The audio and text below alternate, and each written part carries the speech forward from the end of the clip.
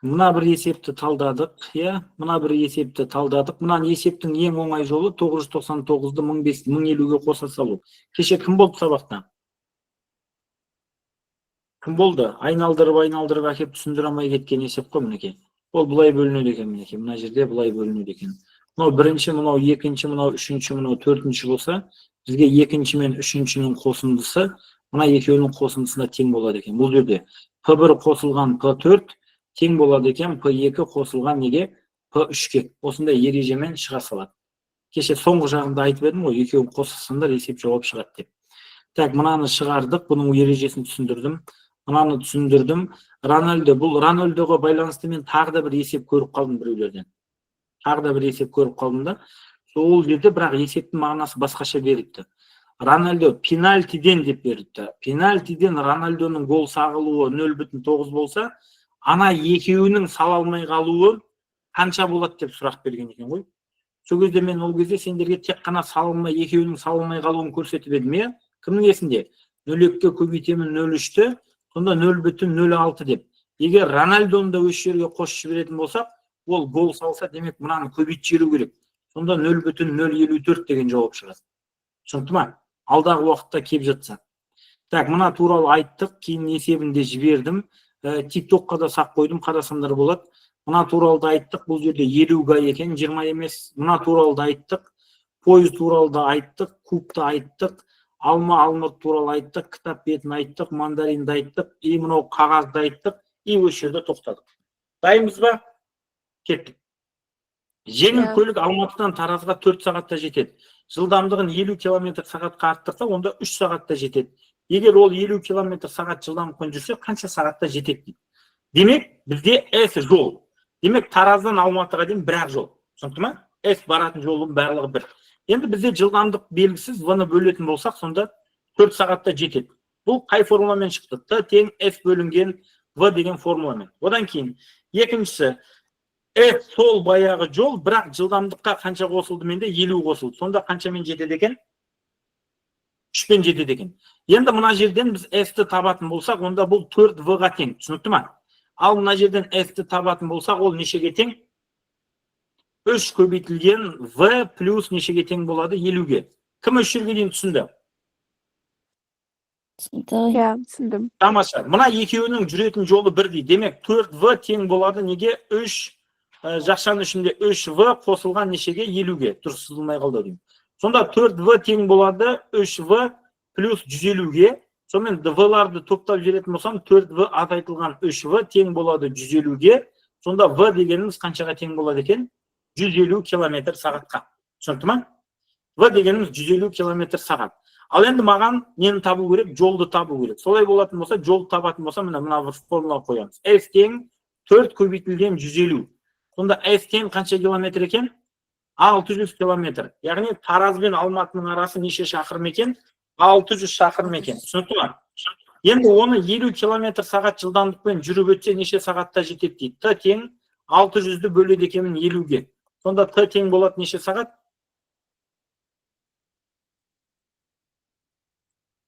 Ой, 650-ге бөліп жіберейік тез-тез. 12 сағат. Түсінікті ма есеп? Иә. Кеттік онда. Шаршы дейді, шаршының S тең 16 метр квадрат дейді, ауданы. Егер 6 бұрыштың қабырғасы шаршының қабырғасына тең болса, 6 бұрыштың периметрін тап. Шаршы деген тақырыпты бір қарастырып өтіп естеріңізде болса, иә? Оның ауданы бізде А көбейтілген А тең болады А квадратқа.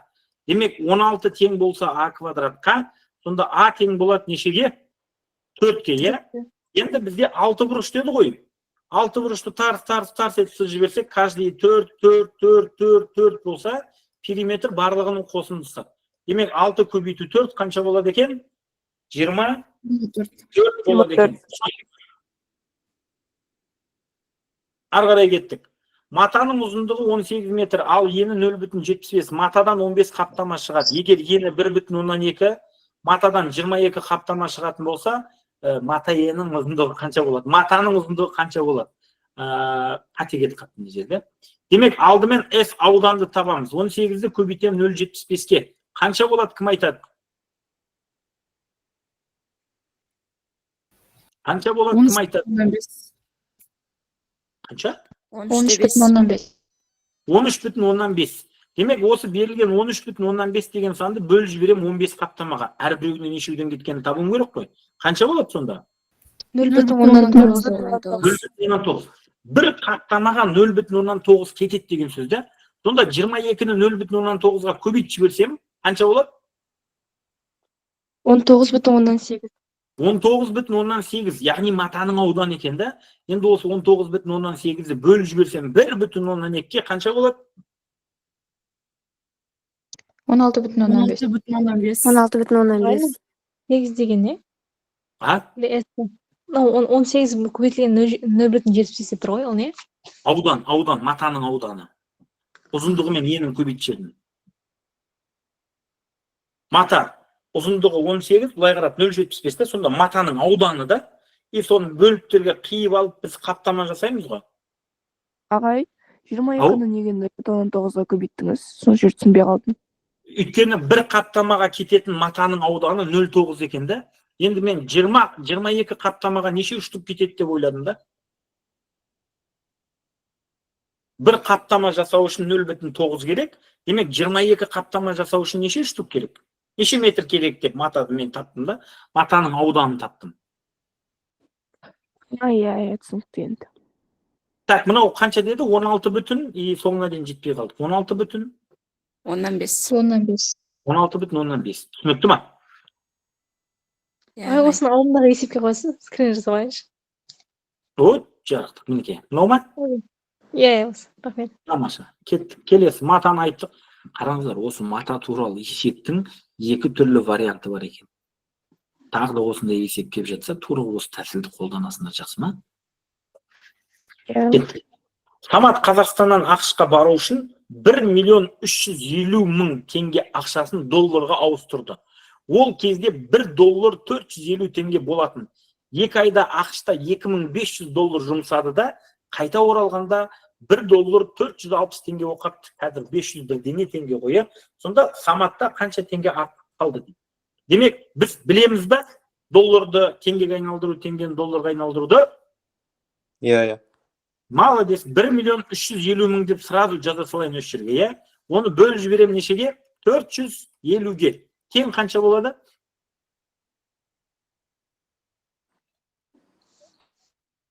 3,000. Демек, ол 3,000 доллармен кеткен ғой ақшқа. 3,000 деп қойын. Сөйтіп, ол ақшта жүрді да, осы 3,000-ның қаншасын жұмсап жерді? 2500-ін жұмсап жерді да, Қазақстанға қайтып келіп еді, қалтасында 500 доллар қапты да. Енді осыны теңгеге айналдырып жіберейін де, 500 долларды көбейтемін 460-ға. Тең қанша болады? 230,000. 230,000 теңгесі қалған екен. Түсінікті ма? Иә. Так, аламыз да мінеке. 66-тан 1 қосылған 33-тен 1. Тең ол 1 бөлінген тыға. Сонда ортақ бөлім 66, мынаған 1-ден, мынаған нештен тиеді? 2-ден тиеді. Сонда 66-тан қанша болады? Төбесінде 3 болады, е? Сонда т-дан 1-ге тең. Сонда т дегеніміз нешеге тең болады екен? 22-ге. Енді тексеріп көреміз. 22, екеуі жабылып істейтін болса 22 күн, дұрыс па? Ал енді бірінші бригада жалғыз істейтін болса 11 сағат ерте бітіреді деді. Демек 22-ге қосатын болсам 11-ді, ол шығама 33, жаңа бір жауап деп алған. Ал енді 44-ке қосатын болсақ 22-ні, 66 шығама жаңа бір жауап деп алған. Демек жауаппен келетін болсақ, бұла біраз осылай немен айналып келеді екенбіз. Түсінікті ма? Болмаса жаттап ала салыңыздар. 33 деп. Екінші бригада қанша десе 66 деп айтасыздар. Түсінікті ма? Бір скрин жасап алыңыздар, бір жобасын қарап шығасыздар. Иә. Ары қарай кеттік. Гепардтың бастапқы жылдамдығы 30 метр секунд, әр секунд сайын 1 метрге кеміп отырады, 10 секундта қандай қашықтықта болады дейді. Демек, гепардтың бастапқы жылдамдығы 30 метр секунд екен. Осының жауаптары кімнің есінде? По-моему, маған бір Айман 256, 255, 254. 255, 254. Бұдан оңай есеп болған жоқ ай. Бұдан оңай есеп болған жоқ па? Демек, не істедіңдер бұл есепте? 30, 29, 28 деп жазып алдым. 30, 29, 28 деп жазып алдым ба? Сөйтіп қоса салдым ба? Молодец. Демек 10 секунд десем 1, 2, 3, 4, 5, 6, 7, 8, 9, 10 деп бөліп алдым да, мына жерде 30 дедім дұрыс па? 29, 28, 27, 26, 25, 24, 23, 22 и соңында 21 дедің ба? Сөйтіп осының бәрін қосып жіберген қанша болды? 255. Қанша? 255 шықты ма? Түсінікті ма? Ең оңай жол осы екен. Так, кеттік. Қорапта ақ, қызыл, көк шарлар бар. Қызыл шарлар ақ шарлардан 2 есе көп, ал ақ шарлар көк шарлардан 3 есе артық болса, қораптан алынған шардың көк болмау ықтималдығы қандай дейді.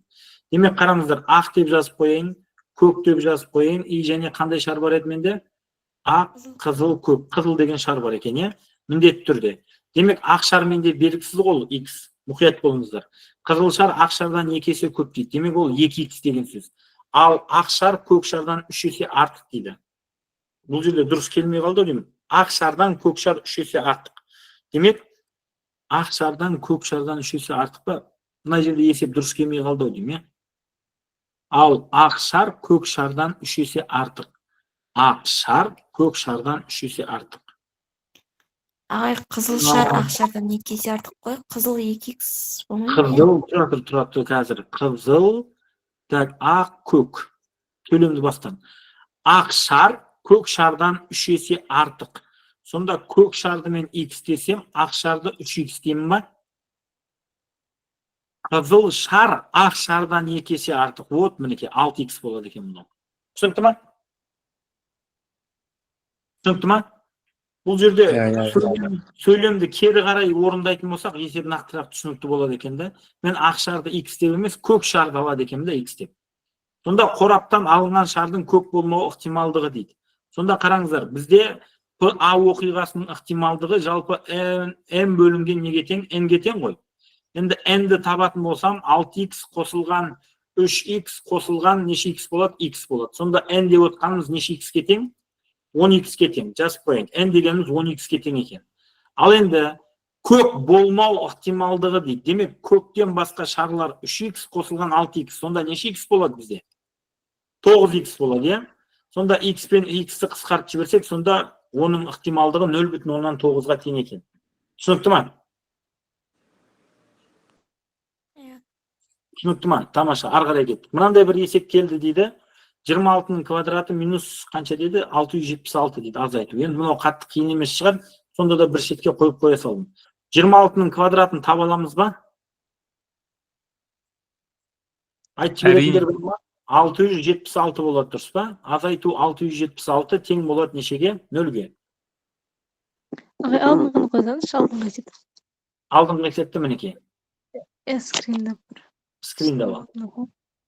Рахмет. Арасында тағы да бір пауза болсын. Қараңыздар, мен өткенде айттым ғой, таңертеңгі уақыттарда отырып нұсқа талдайық деп. Қазір менде бір 20-ға жуық нұсқа бар. Сол 20-ға жуық нұсқаны ана топпен талдап жатырық. Егер осы НТ-ның соңына дейін до конца сопровождение керек дейтін болсаңыздар, сол таңғы уақытқа арналған жақсы бір курс ашып жіберейін деп жатырмын. Ол үшін сымбат ханымға хабарлассаңыздар болады. Бір айтып жібере салайын осы жерде. Жақсы ма? Так, бүгін келген есеп. Нұржанның үйінің артқы жағында хауыз бар. Хауыздың биіктігі мен ұзындығы сәйкесінше 160 және 500. Хауыз деген нәрсенің не екенін білеміз, е? Хауыз деген не ол бізде? Бассейн. Бассейн, е? Қазақша айтқанда бассейн ғой. Бізде мынау қанша дейді? 160 дейді. Мына жер 500 екен бізде. 500, ал ені бізде 160 дей ма? Биіктігі 160. Биіктігі 160 екен. Бізде ені белгісіз x екен, е? Ені белгісіз x.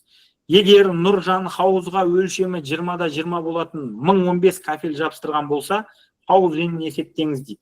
Хауыздың енін есептеңіз дейді. Демек, біз не істеуіміз керек? Алдымен. Бізде хауыздың қай жерлеріне, егер Нұржан хауыздың өлшемі болатын кафел жапсырған болса. Демек, оның біз хауыздың төбесін алмаймыз, қалған 5 жағын аламыз. Кеттік. S1. S1 дегеніміз бізге қарап тұрған жақ болсын. 500 көбейтілген 160. Түсінікті ма? S2 дегеніміз осының ар жағы болсын. 500 көбейтілген 160. Түсінікті ма? Одан кейін S3 деген бар. Ол мінекей мына жақ болсын S3 деген. Түсінікті ма? S3-ті табу үшін мен не істеймін? 160-ты көбейтемін X-ке. Демек S4 деген фигураны алып алайын. Ол мына жағы болсын. Мына жер ені белгісіз менде X. Демек не істеймін ол кезде? 160-ты көбейтемін нешеге? X-ке. Одан кейін маған табаны керек. Табаны. Табаны дегеніміз сонда S5 деген фигура. Ол 500 көбейтілген қанша болады? X болады. Демек, осылардың барлығын қосып шығып, 20-да 20-ға бөліп жіберсем, менде X табыла қояды екен ғой. Сонымен 500-ді 160-қа көбейтсем. 500-ді 160-қа көбейтсем. 800. Ой, 8. Ой, 80. 80 не? 880, 8880 ба? 80 мың. Просто 80 мың ба? 80 мың. И мына жерде де қанша болады екен? 80 мың болады екен. И мына жерде 160x болады екен. Мына жерде 160x болады екен. И мына жерде қанша болады екен? 500x. 500x болады екен. Демек, осының барлығын табатын болсақ, біз нені табады екенбіз? Оның S толық бетінің ауданы, бірақ толығын емес, 5 жағының ауданын табамыз да. Сонда қанша болады? 160 мың. 160 мың қосылған 720x па? 720x болды. Енді осының барлығына бізге қанша кафел кетті дейді? 1015. 1015. Демек, 20-ға 20 дегенді көбейтіп жіберетін болсақ, 20-ға 20 бізде қанша болады сонда? 400. 400 сантиметр квадрат болады. Бөліп жіберсек, сонда 1015 бізде не шығу керек? Шығу керек екен. Енді мен мына сызбаны өлшере салайын, түсінікті шығар бұл сендерге, иә? Сызбаны өлшере салайын. Сонымен мен енін тауып жатырмын. Ені менде X болып тұр. Ары қарай не істейміз? Кес, кәнекей. 400-ді 1015-ке өтеміз.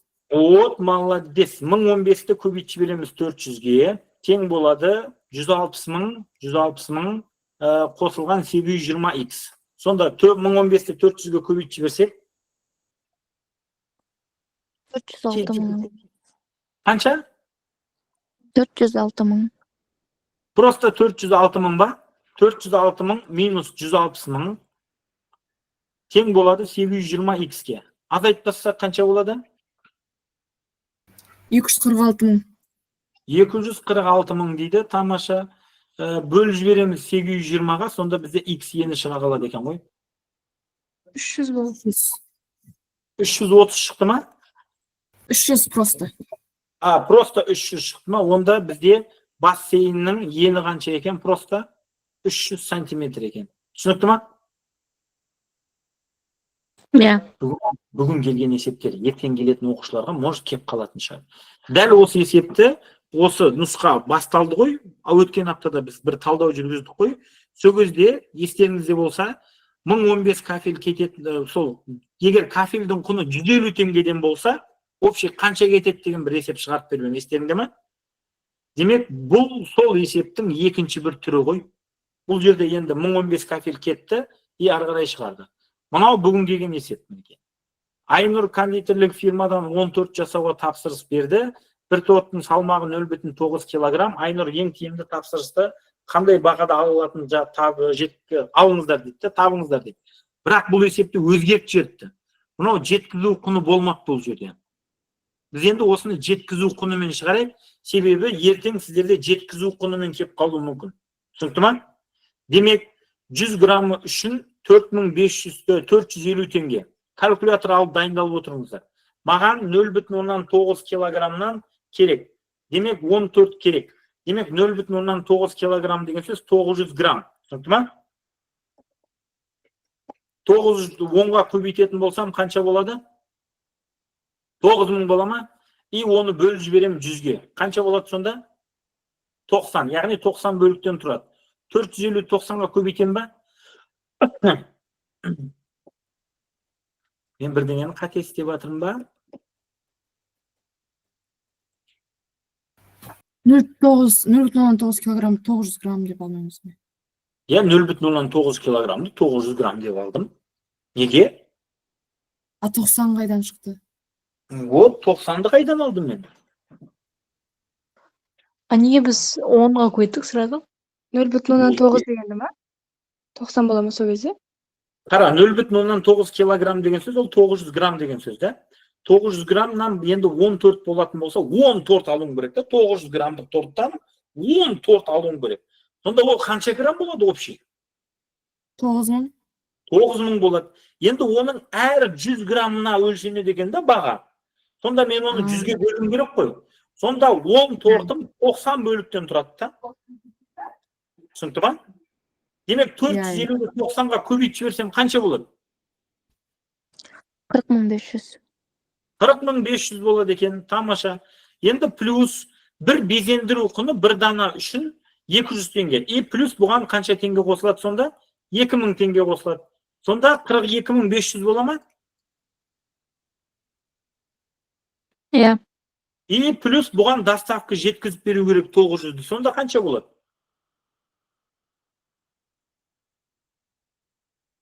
43.400. 400. 43.400 теңге болады екен. Бұл бірінші магазин ғой. Енді кеттік ары қарай. 500-ді көбейтемін 90-ға тең 45.000, дұрыс па?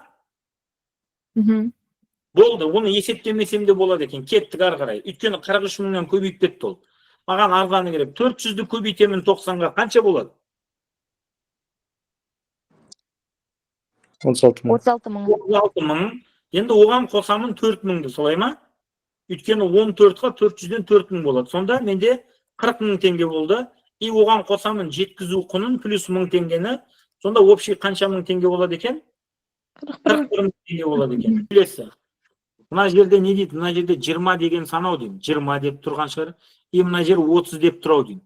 Сонымен үйдің периметрін тап дейді. Үйдің периметрін табатын болса қараңдар. Мына жерде 7 деген сан тұр екен, мынау 9 деген санау деймін. Демек 9-ға қосамын 7-ні, тең болады қанша? Тез. 16. 16. Демек 20-дан азайтатын болсам 16-ны қалады 4. Демек мына жер 4 метр деген сөз. Түсінікті ма? Енді 15-ке қосамын 4-ті. Асты жағында тұр. 15 қосылған 4. 19 болады. И 30-дан азайтамын. 19-да қанша болады? 11 болады. Демек мына жер 11 болады. Демек периметрін тап деген сөз 11 қосылған 4 көбейтілген қанша деген сөз? 2 деген сөз, да? Сонда ол қанша болады екен бізде? 30 болады екен. Түсінікті ма? Иә. Енді біз айтады, тік бетінің ауданын тап депті. Енді бұл жерде толық бетінің ауданын тап деген шығар. Естерінде болса, мен сендерге 1, 2, 3 па нұсқа талдау жібердім. Соның бірінші немесе екінші талдауында тура осы есеп кебеді. Кімнің есінде бар, кімнің есінде жоқ білмеймін. Бірақ бұл мынандай бір фигура. Сол видеоны жақсылап қарап көрсеңдер болады. Бұл мынандай бір фигура. Так, мынандай бір мына жерде үзік мынандай бір фигура. И осының ішіде былай не істеген, бөліктерге не істебеді? Бөлініп еді. Кімнің есінде бар осы есеп? Осының ішіде осылай бөліктерге бөлініп еді. Сонда қараңдар, мына жер 5 деп тұр, мына жер 20 деп тұр. Түсіндіңіздер ме? Демек, мына жерде 5 деген сөз, арғы бетінде 20 деген сөз, да? Енді осының осы толық бетінің ауданын табу үшін біз не істеп едік? Кімнің есінде? Осы есепті талдайық, кейін аяқтаймыз. Кімнің есінде? Биіктігі 5 болып тұр ма, или это Биіктігі де 20. Бұл шаршы тәрізді фигурада. Биіктігі де 20. Бұлай да 20. Қара, S1 деген фигура төбесі болса 20 қол көбейтілген 5-та. Ол бізде нешеге тең болады? 100-ге. S2 деген табаны болса 20 көбейтілген 5. Ол да бізде 100-ге тең. Одан кейін S3 деген фигура бізде мінекей. Оң жағы болсын, түсінікті ма? Онда ол бізде қанша болады? 20 көбейтілген 5 100-ге тең болады. Ал S4 деген фигура, түсініп атсыздар ма мен не айтып атқанымды? 20 көбейтілген 5, ол да қанша болады менде? 100 болады. Ал енді алдынан, артынан қараған кезде бізде ойық нәрсе бар да, мінекей. Мына бір жер бізде ойық, 5-ке 5 деген ойық бар. Түсініңіздер ма? Демек, S5 деген фигураны табатын болсам, S5 деген фигураны табатын болсам, 20-ға көбейтемін 20-ны, бірақ одан азайтамын нешені? 25-ті. Неге? Өйткені 5-ке 5 деген жер бөлек ол. Ойық тұрған жерде. Сонда қанша болады ол? S5 деген 375. иә 375 болады. Демек S6-да тура солай 375 болады. Түсінікті ма? Демек мына жерде төртеуі қанша болды? 400 болды. 375-ке 375-ті қоссақ 750. 750-ге қосамыз 400-ді қанша болады? 1150. 1150. Бұмен бірақ есеп біткен жоқ. Неге? Енді осының іші бар. Іші. Түсініп жатсыздар ма? Іші мінекей мынау 5-ке 5 деген бір шаршы. Көрдіңіздер ма? Бұл жерде бетіне жатады. Түсінікті ма? Мынау 25. Демек мына жері бар 25. Мына жері бар 25. Мына жері бар 25.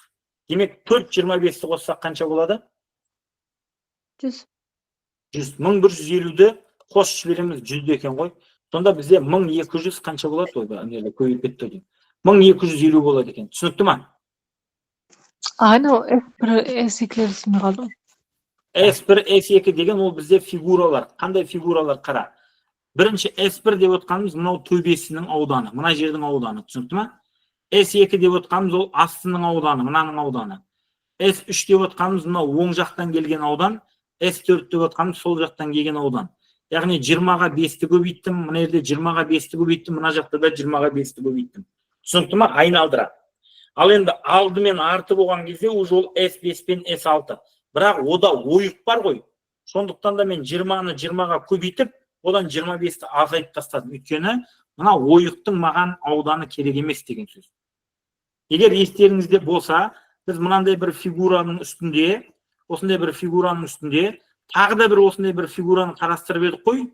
Мынау тура осыған ұқсаған есепті. Не болмаса өткенде бір есеп қарастырдық, мынандай бір қисық фигураны таптық та, соның толық бетінің ауданын тапты едік қой, құлап қалған Г-образный. Кімнің есінде? Бұлай құлап қалған Г-образный есепті қарастырдық қой біз. Толық бетінің ауданын тапты деп. Тура осы сияқты есеп. Мен жіберген нұсқа талдаудың бірінші или екіншісінде ма, или үшіншісінде ма общий чатта жатыр. Сол жерде осы есептің түсіндіру жолы бар. Осы есеп кепті ғой.